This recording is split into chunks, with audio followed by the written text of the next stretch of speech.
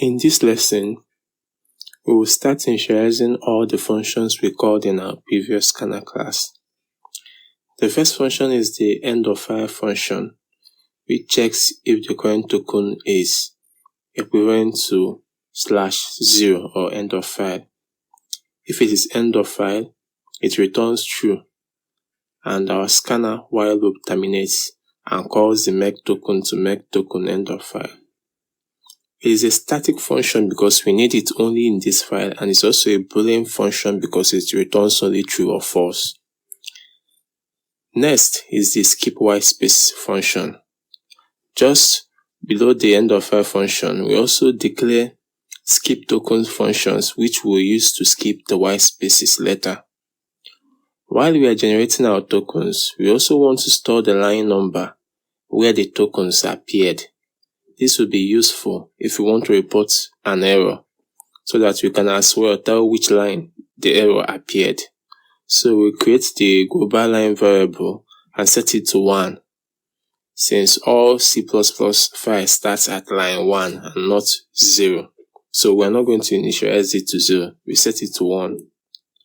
So the list of white spaces includes empty space, new line, tab, carriage return, single line comment, and multi-line comment. There are more, but these are the ones we use for this project.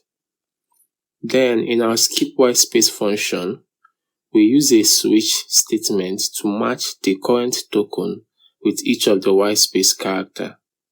If no match is found, we skip it, but if a match is found, we increment our token to point to the next character and we check it again. So the aim is to ignore the whitespaces, so we do nothing except to increment to the next character until the current token is no longer a whitespace. Then we continue with the rest of the functions.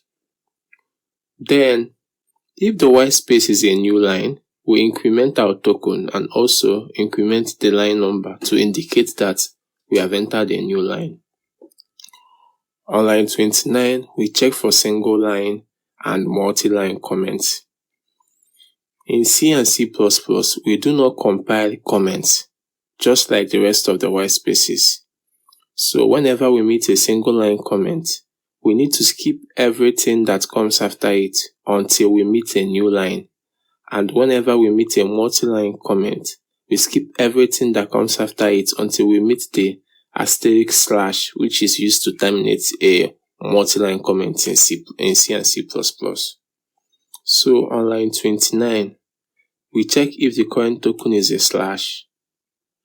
Then we check if the next token is another slash. Then it is a single line comment. Then using the help of the skip token function, we skip all the tokens until we need a new line. So we use a new line as an argument to the skip token function. So whenever we meet a new line, it means that we are no longer in a single line comment, we have entered a new line. Then, if the next token is an asterisk, it means that it is a multi-line comment. So we are going to skip all tokens until we meet the asterisk and slash tokens. So we use the skip token function, which uses two arguments and assigns asterisk and slash as the arguments.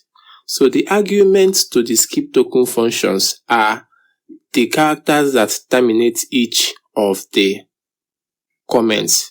So for the single line comment, is terminated with a new line, so the argument to the skip token is a new line.